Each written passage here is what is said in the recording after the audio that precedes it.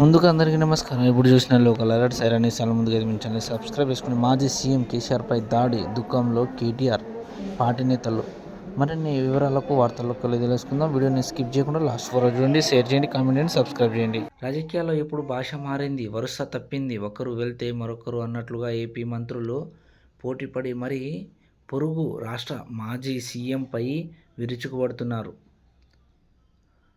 తరిమేస్తామనే స్థాయికి దిగజారింది. ఈ మాటలు ప్రజాస్వామ్యానికా లేదా వీధి పోరాటానికా అన్న సందేహం కలుగుతుంది.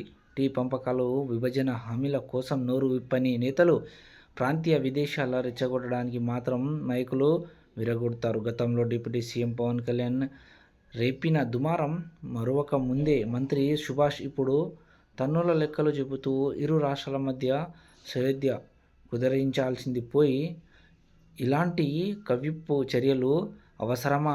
ఇది రాజకీయ విజ్ఞత అనిపించుకుంటుందా? లేదా పబ్లిసిటీ పిచ్చి? అభివృద్ధిపై ఉండాల్సిన శ్రద్ధ ప్రత్యర్థులపై దాడికి వాడే పదజాలపై ఉంటే రాష్ట్రం ఎప్పుడో బాగుపడేదన్న చర్చ సాగుతుంది. రెండు రాష్ట్రాల మధ్య రాజకీయంగా భావోద్వేగం సన్నిహితులుగా పరిస్థితులు కొనసాగుతున్న వేళ రాజకీయాల మాటలు మరింత బాధ్యతాయుతంగా ఉండాల్సిన ప్రజలు ఆశిస్తున్నా కానీ ఇటీవల కాలంలో కొన్ని వ్యాఖ్యలు మాత్రం ఆశలకు విరుద్ధంగా వివాదాలు దారితీస్తున్నాయి. తాజాగా ఏపీ మంత్రి వాసంశెట్టి సుభాష్ చేసిన వ్యాఖ్యలు మరోసారి ఆంధ్రప్రదేశ్, తెలంగాణ మధ్య ఉగ్రాంతాన్ని దారితీసేలా మారింది.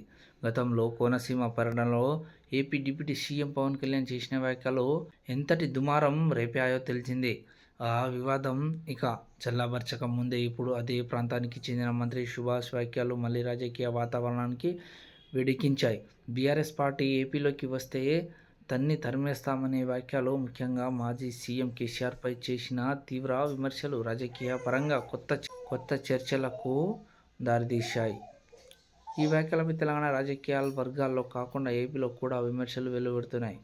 రాజకీయ పోటీ సహజమే అయినప్పటికీ వ్యక్తిగతం ఒక ప్రాంతీయ ప్రజలకు లక్ష్యంగా చేసుకుని వ్యాఖ్యలు చేయడం దేశం కాదని విశ్లేషకులు అంటున్నారు. ముఖ్యంగా రాష్ట్రాల మధ్య సంబంధాలు సున్నితంగా ఉన్నప్పుడు ఇలాంటి వ్యాఖ్యలు ప్రజల్లో అపోహలు, విభేదాలు పెంచే ప్రమాదం ఉందని అభిప్రాయం వ్యక్తమవుతున్నాయి.